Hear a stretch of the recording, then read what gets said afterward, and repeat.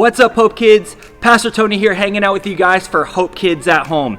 If you are joining us for the first time, you are joining us in the middle of our life app for the month called Responsibility. Responsibility is showing you can be trusted with what's expected of you. This series is titled The Rules of Life. Now, I don't know about you, but I'm not a big fan of the name rules, right? Just feels like there's a lot of things to follow. So instead of rules, it's just principles or guidelines that we can live our life by that are found in the Bible. So the first week we talked about how the biggest thing that we can do is love God and love others. That's basically the number one command, principle, guideline that we need to have in our life is to love God and to love others.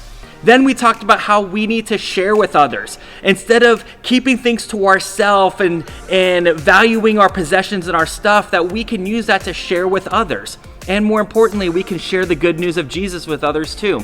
Last week we talked about the principle of working hard. Remember from the ants and the slugs, and don't be a lazy bones, but be like the ants and work hard and do what God has basically enabled us to do, which is to work hard. This week we have a brand new point for you guys, but before we dive into that, we're gonna play a game because the theme for this month is all around games. This game is called Picture Puzzles. If you hung out with us for Winterfest, this is the game that we played, except that was Christmas edition. This one is not, but on the screen there's going to be different pictures that you guys have to decode and figure out the puzzle. There's going to be a category to give you guys help, and so there are 10 total, and let's see how many you guys get right. So we're going to start the game, and I'm going to see you guys after that game is done.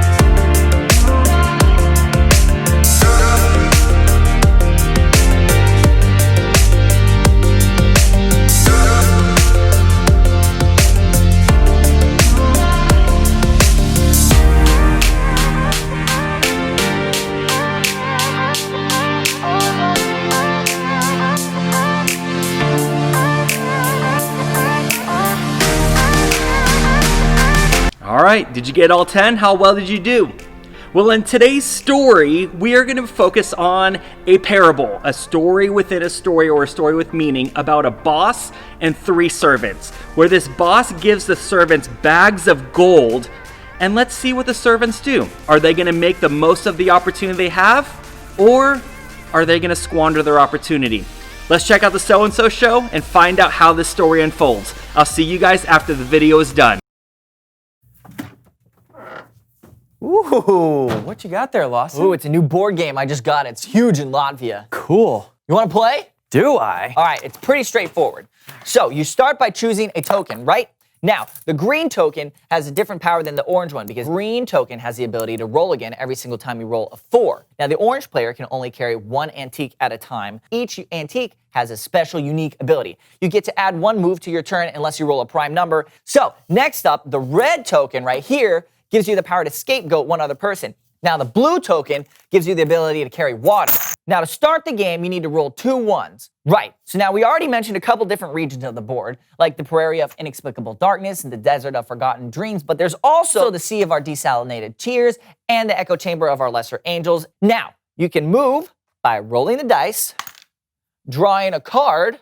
Now, are you ready to play? Here we go. Oh, so close. All right, your turn.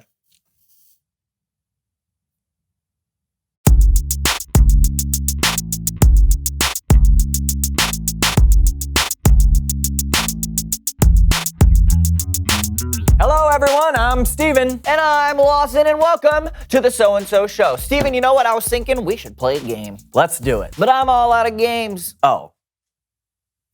So please welcome someone who knows stuff. Woohoo!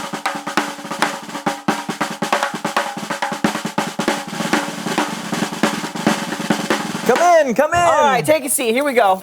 Boom. Pop a squat. All right. Right there. All right. Thank you. I'm a little nervous. I'm not usually on camera. This is all very exciting. Yes. So why don't you tell us who you are and what you know? Well, I'm Sebastian Longfellow, and I design board games. Wow. Can you tell us about some of the games you've designed? Oh, sure. I have a brand new game I'm working on where the goal is to move all 4 of your pieces from your home pad to the center, but it has special goals like you can set up a blockade with 2 of your pieces, and you can roll again if you roll doubles. So like Parcheesi. I never heard of it. It's a pretty popular game.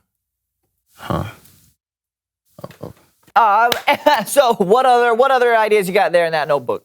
Oh, well, this one's really creative. Mm-hmm. It's on a special board with a numbered grid with different ships on it. Your opponent has to call out the different coordinates, and if they hit where your ship is placed, it's a hit. Your goal is to sink all of your opponent's ships. Oh, Battleship. Yeah. No, I call it sink a ship. But it's like Battleship. Very similar. That's a game? Yeah. Okay. What else? Well, this one has 5 dice. And Yahtzee. Well, this one, you make words from different letter tiles and you put them together. That's Scrabble. I think that's where you're going. Okay. With that. Well, this one can be played anywhere. It's a 3x3 grid, and you make X's and O's, and then tic-tac-toe. With the 3x3. That's tic-tac-toe. Someone is stealing my ideas. Hey, it's okay. Don't worry about it. Clearly, you've got a talent for coming up with board game ideas. You just have to come up with an idea that no one's ever tried before. So, let's come up with a theme. Yeah. What is a good theme for a board game? Clowns. Okay, yeah, clowns. Clowns! Sure. So, okay, you come up with a clear goal for the clowns. What's a good kind of like a theme that they have to, a goal that they have to work towards? Let's say they have Fit to. 10 of their friends in a car. Yes. Okay. Exactly. Yes. Okay. Perfect. Yes, I actually like that. That's special. There's a simple and direct goal everyone is trying to accomplish. Yes. And then you would layer in different objectives and obstacles like an escaped lion, a heckling child, or banana peels of varying sizes. Now you've got it. Yeah. Okay. Wait. Has anybody made that game yet? No, but it sounds fun. Let me go and make it before someone else does and steals my idea. Sebastian Longfellow out. Good luck. Bye, buddy. Fun with your clowns. I'd play that game. Do you want to invent it before he does? Stop. Okay, sorry. It's Bible story time with Kellen.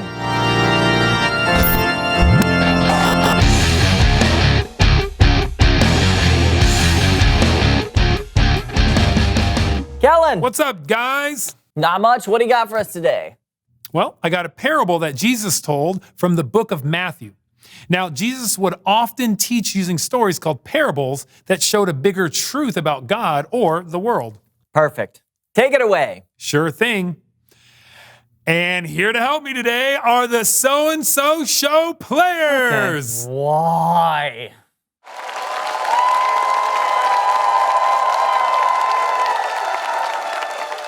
Jesus talked about an important person who was going on a journey, and we'll call her the boss. Yeah, I'm going on a journey. Oh, but I have so many bags of gold. What should I do with them? I have an idea. A marvelous idea! I give the bags of gold to my servants, and I let them take care of it. Sonia! Yes, the boss. I'm going on a long journey. Oh. And I'm trusting you to take care of these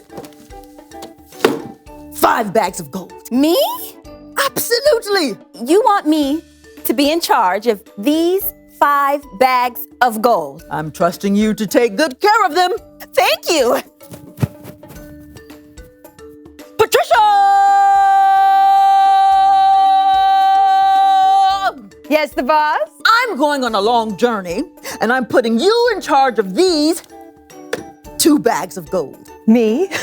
Exactly. You want me to be in charge of these 2 bags of gold? Your fortune? Your wealth? I trust you to take good care of them. Yes! Of course. Blanche! Yes. Yes, boss. I'm going on a long journey, and I want you Yes. to be Yes. in charge Yes. in charge of this 1 bag of gold. Me? Yes. I trust you to take good care of it. And now, I'm off! What am I supposed to do with this? Time passed, and the boss came back from her long journey. Let's see what happened to my fortune. Sonia! The boss? You left me in charge of these 5 bags of gold.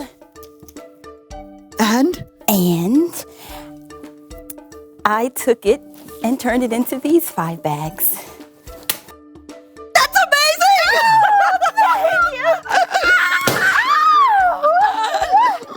You've been faithful with a few things. I'll put you in charge of many things. Share in my happiness.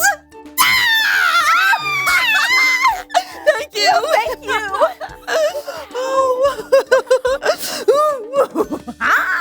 Patricia!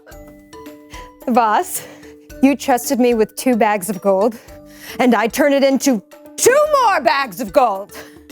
You've been faithful with a few things. I will put you in charge of many things. Yes!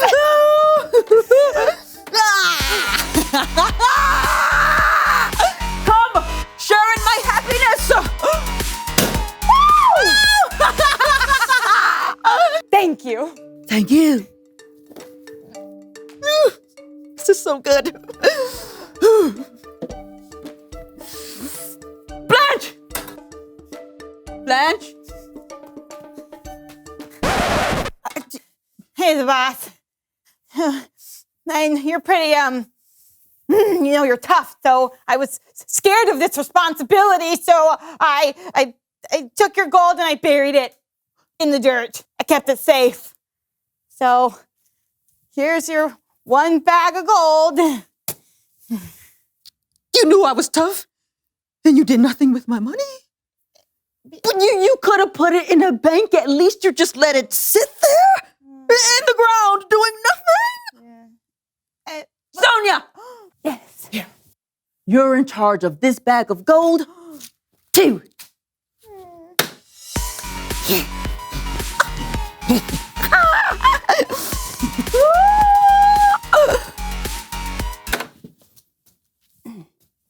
What are you doing? Dancing. You could have shared in my happiness, but you chose not to do anything with what you were given. You missed out. Outside. Go.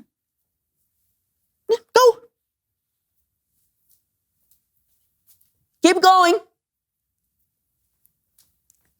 Further. Is this far enough? Further. Okay, thank you for this opportunity. Patricia! Let's party!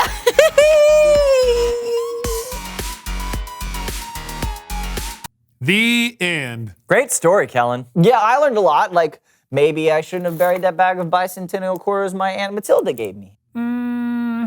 Maybe not. But remember, a parable is more than just a story. There's a deeper meaning. So it's not just about burying money? No. I think this story teaches us that God has given us so much. Now, maybe he hasn't given us money or bags of gold, but he has given us talent and creativity and energy and strength. And we can use what God has given us to tell others about him or to show God's love. We shouldn't keep the gifts God has given us to ourselves. They're meant to be shared. That's great. Thanks, Kellen. No doubt. I'll see you guys later. Later. Bye, Kellen. Great story. Yeah, and it helped us learn another rule of life. Make the most of what you've been given. That's a good rule. Sure is. Hey, will you call me the boss? Absolutely not. Okay, then. Reveal the question! How can you use what you've been given? Right, because we've all been given something. Talent, intelligence, love. This shovel, bags of bicentennial quarters. That too. Talk about it with each other. How can you use what you've been given? And we'll see you next time on The So-and-So Show! Got it. Angle so do you it. guys at home can see it. Do it. That's not 20. I got him! That's like 10. I got him! Me too!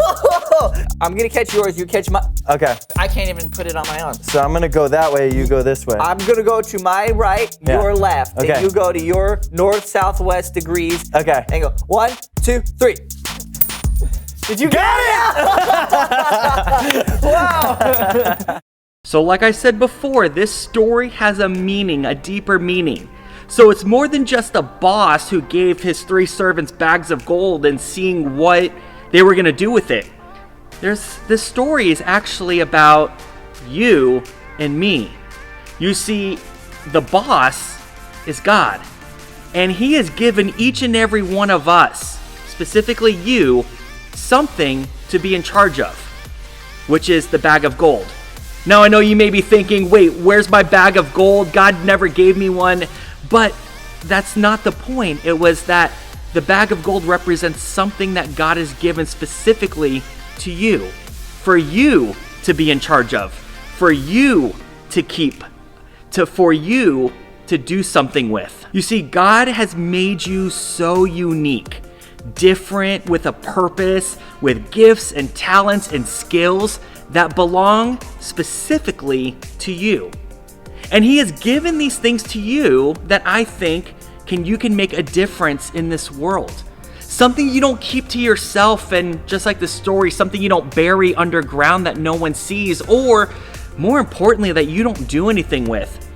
God gave these things so that way we can make a difference to love God and to love others. He gave us this responsibility in this life to be able to do something great with the things that he has given us. And that leads us to our main point for today. Our main point is this: to make the most of what you've been given. So what does this mean? That means if you have a talent for art, for drawing, for painting, you can use that to make a difference in this world.